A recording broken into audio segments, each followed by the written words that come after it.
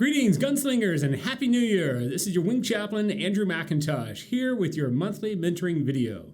The month of January is a very exciting month. We're at the beginning of a new year. But one of the things that follows us into the new year from the year prior is our credit card bill.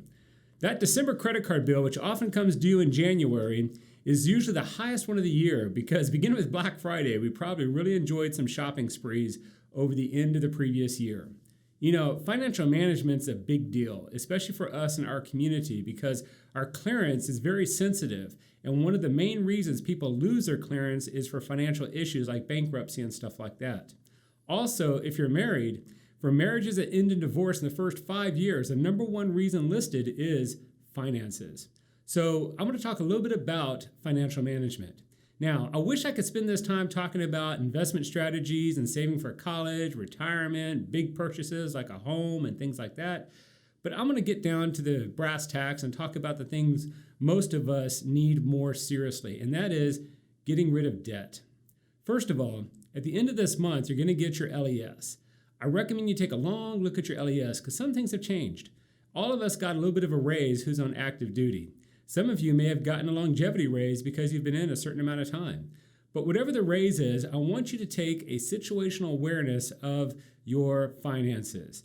I want you to get to know what your debts are, what your income is, and things like that.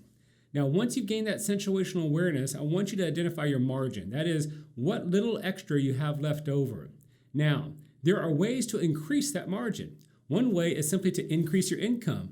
That's not as easy as it seems because if you're on active duty, getting an extra job may have some ethical or some other considerations to take into account. The other way to increase that margin is to lower your expenses. And that's something we could probably all do. One of the things we kind of get in the slippery slope on is our tech addictions or our media.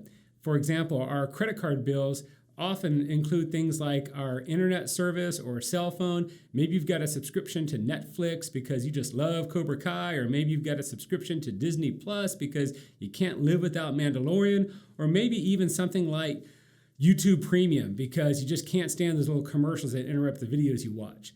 But all that could add up to $300 over time when you're talking about cell phone and internet, cable, and other subscriptions.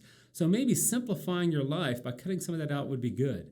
Also, going out to eat. Some people go out to eat 6 or 7 times a week. And the truth is, the average bill of going out to eat is at least $36.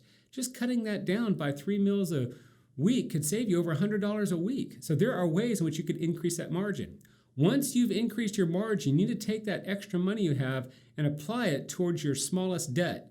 Maybe that's an unpaid credit card. Maybe it's your car loan, or maybe some other loan that you have. And once you pay that off at an accelerated pace, then you can take that money you're paying on that debt and apply it as extra payment to your next smallest debt. By paying off those smallest debts first, you build emotional momentum, and you could really start to set some goals, and by the end of the year, pay off maybe half your debt.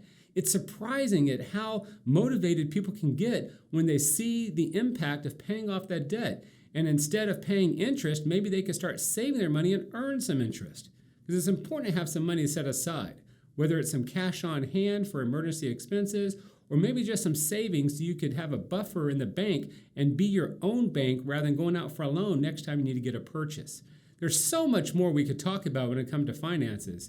So if you're struggling, I would encourage you to sign up for one of our Financial Peace University classes that we offer each year, or just give me a call. I'm here for you.